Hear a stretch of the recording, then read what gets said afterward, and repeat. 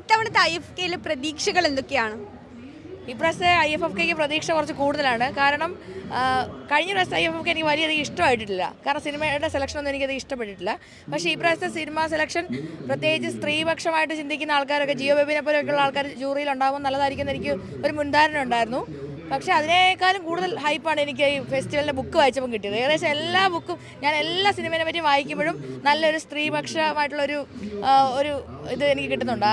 അതായത് എല്ലാത്തിനും ത്രെഡ് വായിക്കുമ്പോൾ ഭയങ്കര രസമായിട്ടുള്ള ത്രെഡായിട്ടാണ് എനിക്ക് തോന്നുന്നത്. അപ്പോൾ എനിക്കിത് വായിക്കുമ്പോൾ ഇത് പണ്ടത്തെ IFFK ഒരു ഷെഡ്യൂളാണെങ്കിൽ നമുക്ക് ഒരു സിനിമ കണ്ടാൽ മതി ഉണ്ടായിരുന്നുള്ളൂ. പക്ഷേ ഇപ്രാവശ്യം അങ്ങനെയല്ല, ഏത് സിനിമ കാണണം എന്നുള്ളൊരു കൺഫ്യൂഷനാണ്. അതുകൊണ്ട് എനിക്ക് ഇപ്രാവശ്യം ഭയങ്കര ഒരു എക്സൈറ്റ്മെൻറ്റ് കൂടുതലാണ്. പിന്നെ രാത്രി 12 മണിക്ക് നിശാഗന്ധിയിലുള്ള സിനിമ അതെനിക്ക് ഭയങ്കര എക്സൈറ്റ്മെൻ്റ് ആണ്. അതിൽ ഭ്രമയുഗം എന്ന് പറയുന്ന മലയാള സിനിമ രാത്രി 12 മണിക്ക് കാണാൻ അതെന്തായാലും കാണണം എന്ന് ഞാൻ വിചാരിക്കുന്നുണ്ട്. അതൊക്കെയാണ് ഇപ്രാവശ്യത്തെ IFFK എക്സൈറ്റ്മെൻറ്റ്. പിന്നെ എനിക്ക് ഏറ്റവും അധികം ഇഷ്ടപ്പെട്ടത് PK റോസിയുടെ പേരിലുള്ള അതായത് നമ്മുടെ സിഗ്നേച്ചർ ഫിലിം PK റോസിയുടെ പേരിലുള്ളതാണ്. അതെനിക്ക് ഭയങ്കര അധികം ഇഷ്ടപ്പെട്ടു. PK റോസിക്ക് ഒരു ട്രിബ്യൂട്ട് കൊടുക്കുന്നത്.